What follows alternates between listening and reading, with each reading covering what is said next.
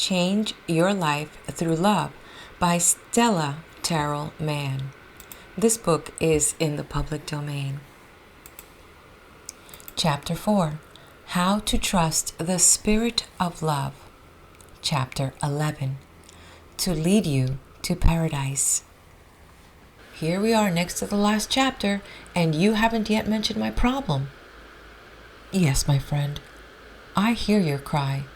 I hear you saying, if only I could blank. And if blank, then I'd be the happiest person in the world. Your problem is the one faced by all human beings, the problem of finding God and so perfection. For our three basic urges to live, to love, and to learn, desire for liberty, are but parts of a whole. The urge to find paradise, that heaven on earth which we have longed for all our individual lives and which mankind has sought from the beginning. Because it led us to desires, acts, and beliefs, this urge to find a perfect state of existence, God, and to learn the whole story of man has always led the human race forward. The struggle to satisfy the urge has taught and almost civilized man. What we so often forget is that we could never have created our desires ourselves. They were implanted in us by God so that we would do something about satisfying them. This is the voice of God saying, "Come up higher." If we try to fulfill the urge, we cannot fail. The weak link in our chain of growth is our fear, our lack of faith. That is what is wrong with you now. Fear. We are all like anxious little children at the railway station waiting to go to the country to visit grandparents who will shower us with love and happiness. We too fear the train will never come, leaving us on the platform defeated and unsatisfied. Or like Jenny, we feel safe as long as we can pitch in and do things ourselves. But trusting an unseen power to lead us through life sometimes proves too much for us. When things go wrong with our plans, we are apt to give up our brave new project of changing our lives for the better and settle down, blame others, or make excuses for our failures, trying somehow to bear things as they are. We just can't believe there is something interested in our welfare. We do not trust love. In the early stages of our life-changing program, we shall find it greatly helps to trust love by reminding ourselves that our very desire for a more perfect life is proof in itself that the Spirit is at work in us. And those poor souls who seem to be sleepwalking through life never lift their eyes to the stars, never ask a question of God. No discontent. Their existence is as yet only a little higher than that of a turnip or a turtle. So if you are discontent, you can be sure the Spirit of the Eternal is working in you. Be glad. It is trying to quicken you to an awareness of more truth, more beauty, more love. When you become aware of them, your next step will be to acquire them. Make them part of your life. And those who are seeking something better are on the way to finding it. Persist. There is great hope for you if you see wrongs that need to be righted, if you feel the need of more truth and beauty. So dry your eyes, start over. Look around you at others who are successful. Rejoice in their good. Say, I have a deathless, sleepless spirit within me, which is leading me on to higher good. I cannot fail. My discontent is divine. Then when you begin to see a little progress, your joy of achievement will carry you forward to new desires. When these are attained, they will carry you on still higher. This pattern of desire fulfilled, new desire born, will endlessly repeat itself in the growing soul. Then what? After we have met all the requirements as before set forth and have completely changed our lives through love, do we eventually find a state of eternal bliss on earth, of complete satisfaction? Or do we find that our new and abundant prosperity, our health, our talent employed in a work we love doing, our friends, peace, and love still do not fulfill all the vacancies in our lives? The answer is, we find with a shock that there is still something lacking. And the more we succeed in our individual lives by using the power of love, the more we become aware of a gnawing hidden spiritual hunger. It is good and something to be encouraged, or bad and something to be overcome. How can we use this fact to further our hopes for paradise? Christ Jesus knew this same feeling and was often wearied in spirit. He sometimes sighed deeply within himself and had to go into this desert to rest. Therefore, we should see this feeling as good. It is divine discontent. We should listen to this uneasiness of our soul. It is God inviting us to learn and to increase. It is the Spirit of love reminding us that struggles are natural and useful, that by them we go forward, that life is eternal, that we should never become content on earth lest we fall asleep and cease to grow. It is God reminding us that we should desire more and more of life, not merely of things. Our souls are unlimited. This discontent is proof that we have not used all our powers, that a vast storehouse lies yet to be tapped. It is the aching of spiritual muscles asking to be used. There is yet another side to this divine discontent. It is God inviting us to make a heaven on earth for all men as well as for ourselves, and warning us that our individual heaven is in danger as long as there is hell all around us in which our fellow men live. We come at last to a place where we greatly desire to help all men to learn our new way of life. We suffer keenly seeing individuals and the whole nations of men hurt themselves, living in poverty and making mistakes, while all the time it is possible for them to rise in consciousness and go to the Father. We need not be radiantly happy every second of our lives. Happiness is often a result of contrast and comparisons. We should accept the fact that there is no perfect escape from this divine discontent in the present state of the human race's development. For all our senses remind us of paradise, or the possibility of creating a perfect state. We gaze upon a gold and rose sunset above a silver sea. The beauty and peace of it are not pure pleasure, for beauty, a measure of perfection, always makes us a little sad in whatever form we may happen to behold her.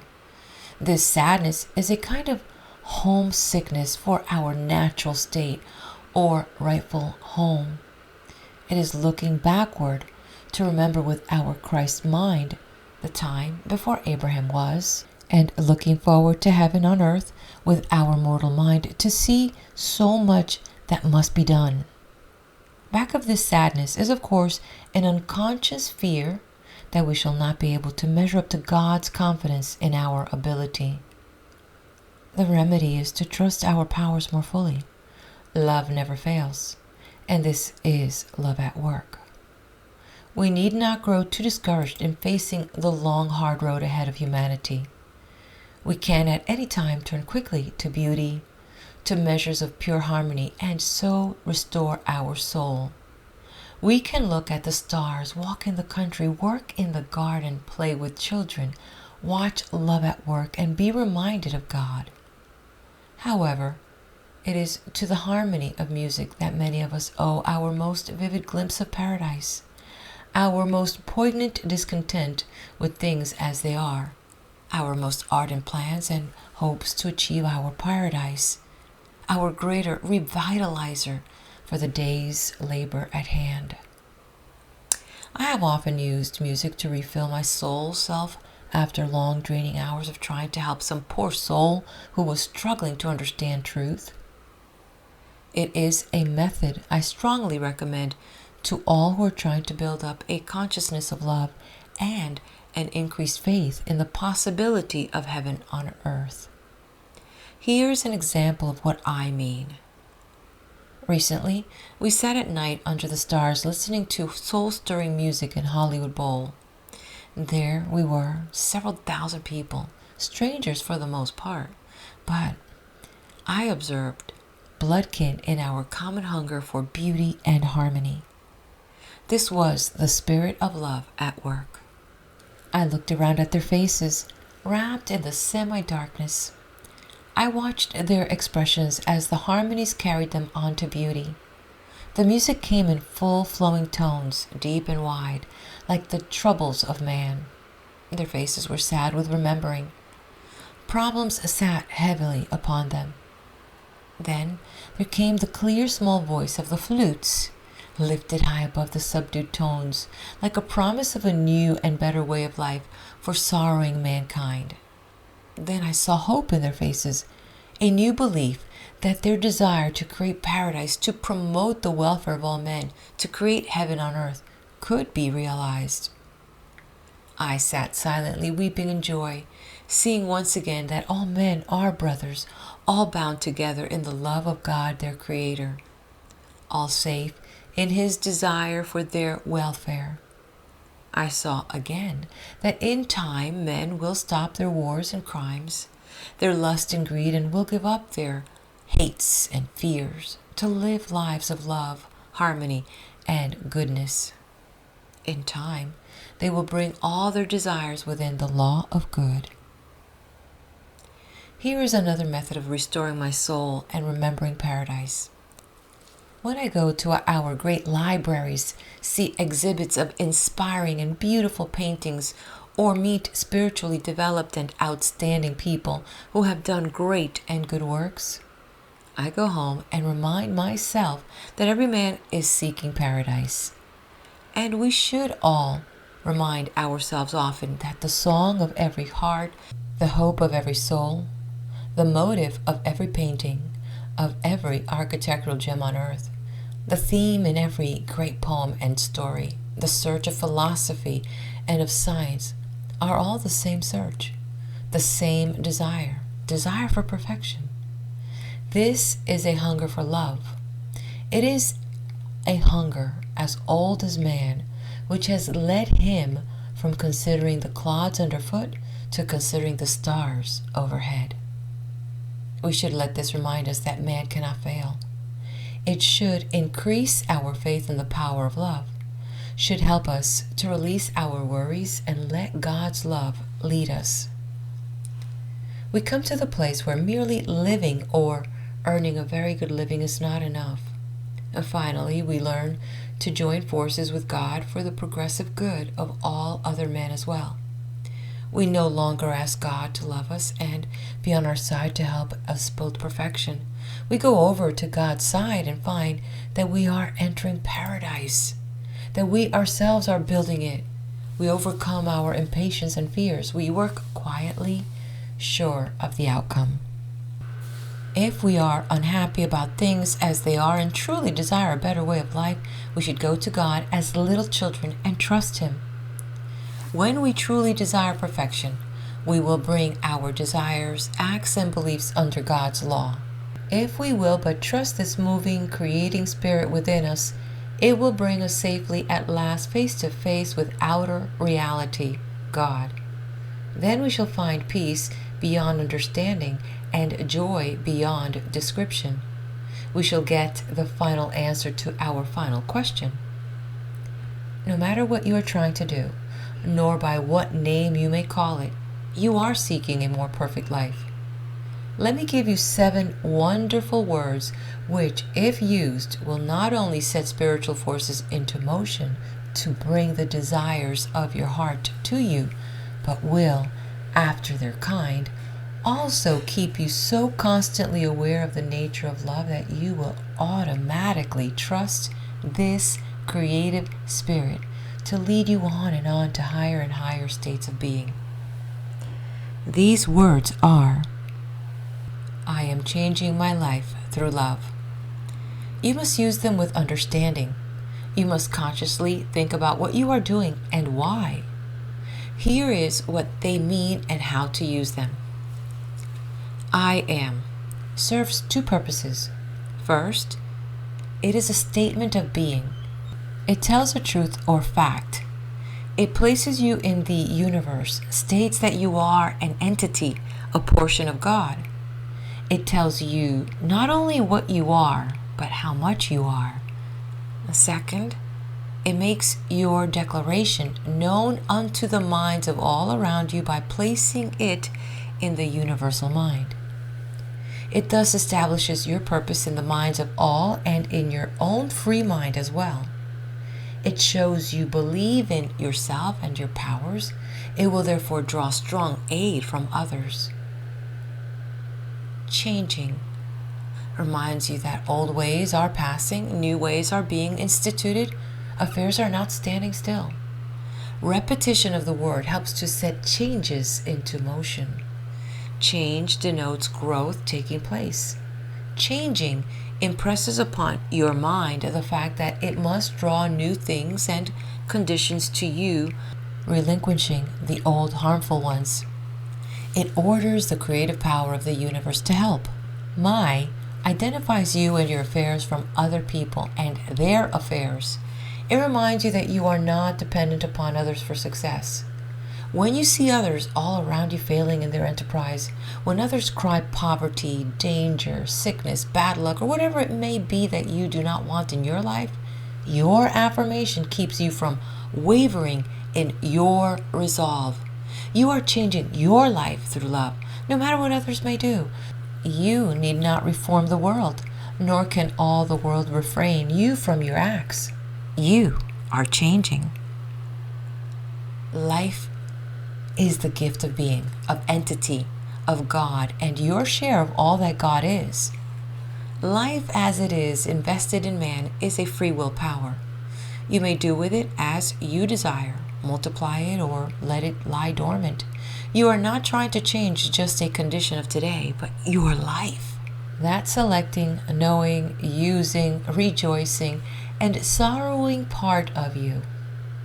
All you have, think, and do are being changed for the better. Not only now, today, and for this earthly life, but for all time. For what you agree to on earth is done for you in heaven. We change our very souls for the better when we work with the power which desires to promote the welfare of all men.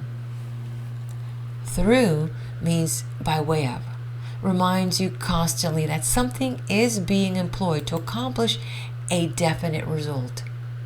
It accents the fact that it is possible to do what it is you are attempting to do. That there is a means through which you work, that it is not all up to you alone. Love here means God at work in your life by your invitation and desire. It means nothing can or will work successfully against you. You can interchange the words God and love, saying, I am changing my life through God, and be correct about it. If you will accept these facts for the truths they are and put them to work in the way outlined by the previous chapters, you will find that you are bringing all your desires, acts, and belief under love. You will find that you are not only changing your life for the better, but that you are actually building a private paradise on earth. People come to me for help who have been using wonderful prayers and affirmations for years with little or no result.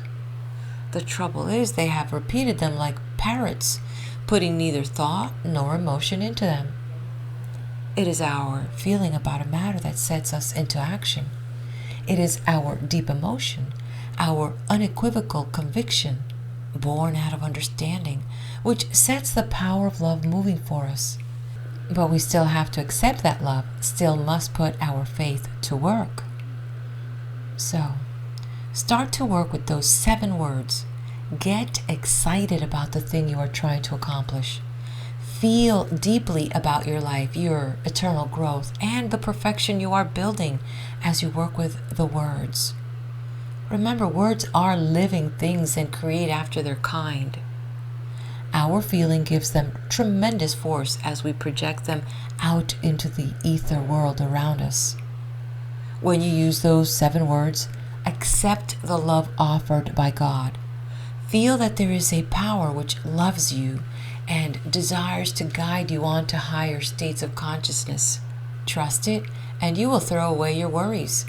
You will lead a life of serenity and sureness, meeting with new adventures, new opportunities to grow, but never with a real insolvable problem. Add to your notes. Before you fall asleep at night, relax, smile, put aside every anxious thought. Think over the many blessings of the day.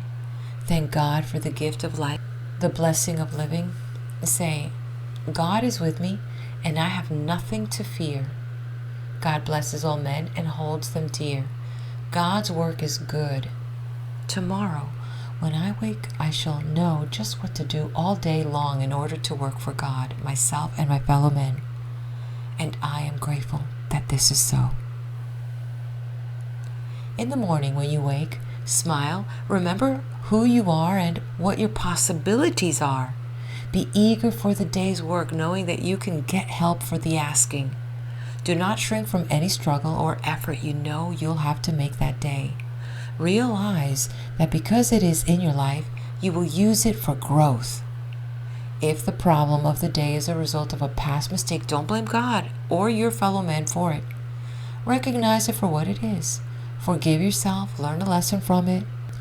Vow to do better and start the new day with a light heart, rejoicing to be alive. Say, this is the day the Lord has made. It is a good day, and I shall use it fully and well. Today, I shall grow nearer to perfection, nearer to all good, nearer to God, and I am grateful that this is so. Then, as you go about your duties during the day, keep on remembering you are changing your life through love. End of chapter.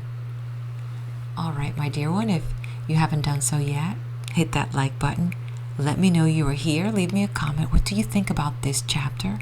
And if you like what you see and hear in this channel, please do subscribe, share it with your friends.